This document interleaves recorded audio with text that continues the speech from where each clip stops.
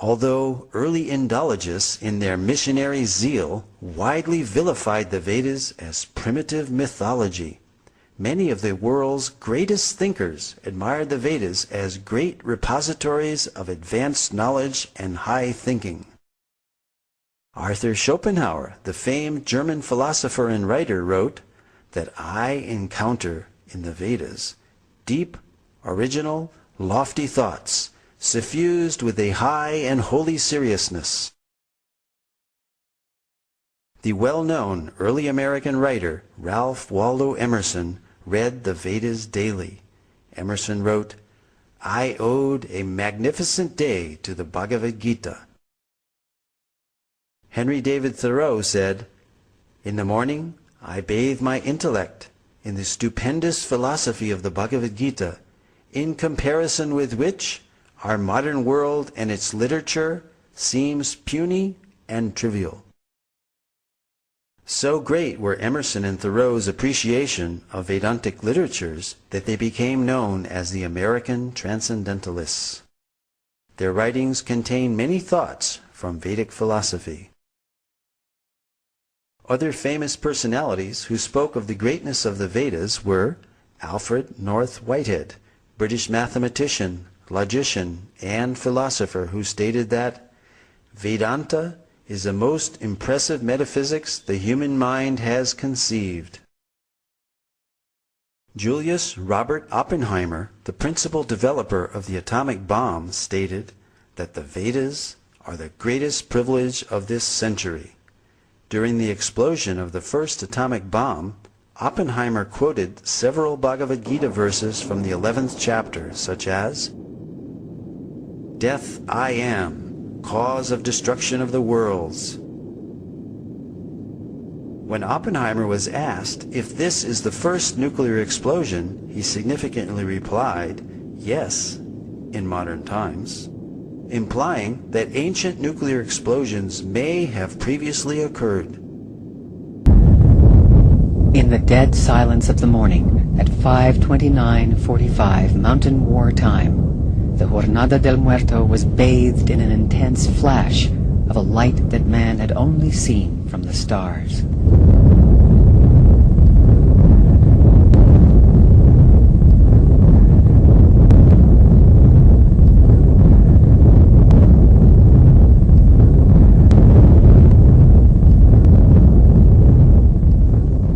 We knew the world would not be the same.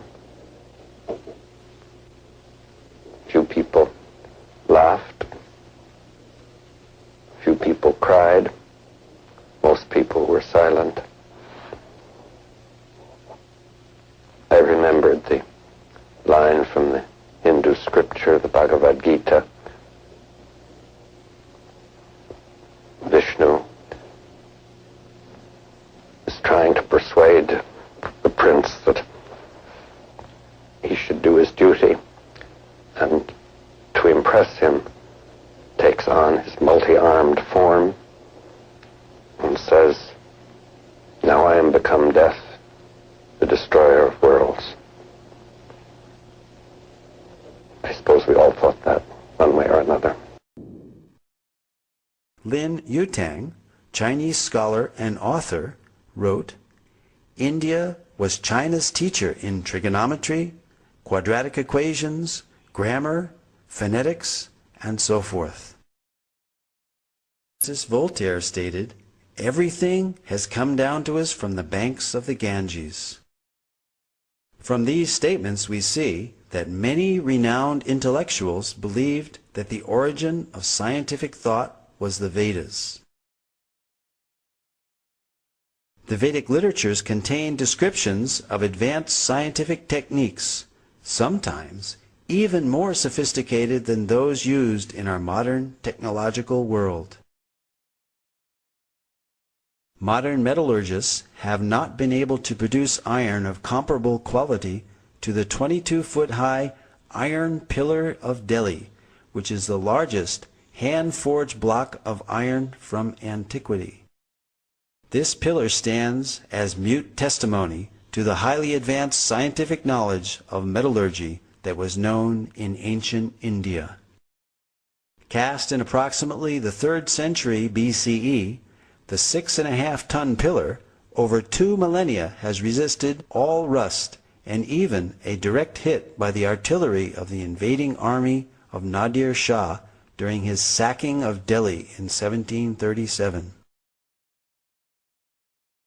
Vedic cosmology is yet another ancient Vedic science which can be confirmed by modern scientific findings, and this is acknowledged by well-known scientists and authors such as Carl Sagan and Count Maurice Maeterlinck, who recognized that the cosmology of the Vedas closely parallels modern scientific findings.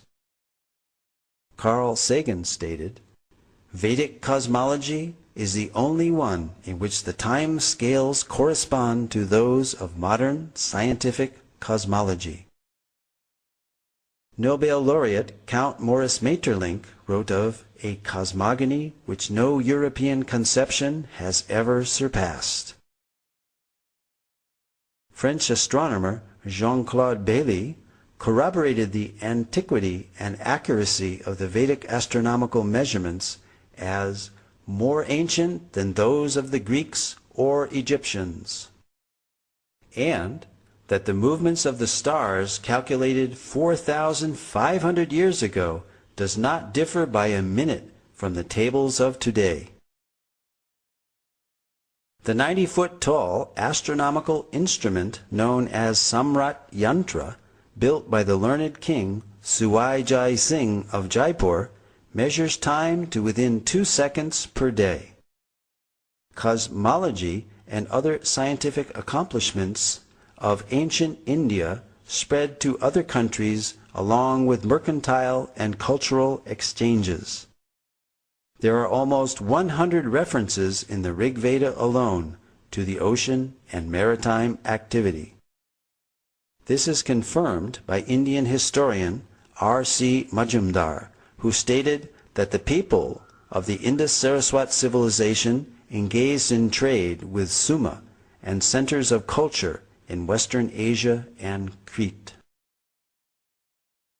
An example of these exchanges is found in the inscriptions on the Heliodorus column, erected in 113 BCE by Heliodorus, a Greek ambassador to India and convert to Vaishnavism, as well as the 2nd century BCE coins of Agastocles, showing images of Krishna and Balaram. These artifacts stand testimony that Sanatana Dharma predates Christianity. This also confirms the link between India and other ancient civilizations such as Greece, and shows that there was a continuous exchange of culture, philosophy, and scientific knowledge between India and other countries. Indeed, the Greeks learned many wonderful things from India. Voltaire, the famous French writer and philosopher, stated, "Pythagoras went to the Ganges to learn geometry." Abraham Seidenberg, author of the authoritative History of Mathematics, credits the Sulba Sutras as inspiring all mathematics of the ancient world, from Babylonia to Egypt to Greece. As Voltaire and Seidenberg have stated, many highly significant mathematical concepts have come from the Vedic culture, such as the theorem bearing the name of the Greek mathematician Pythagoras is found in the Shatapatha Brahmana, as well as the Sulba Sutra, the Indian mathematical treatise written centuries before Pythagoras was born. The decimal system, based on powers of 10, where the remainder is carried over to the next column, first mentioned in the Taittiriya Samhita of the Black Yajurveda. The introduction of 0 as both a numerical value and a place marker. The concept of infinity. The binary number system, essential for computers, was used in Vedic verse meters. A hashing technique similar to that used by modern search algorithms such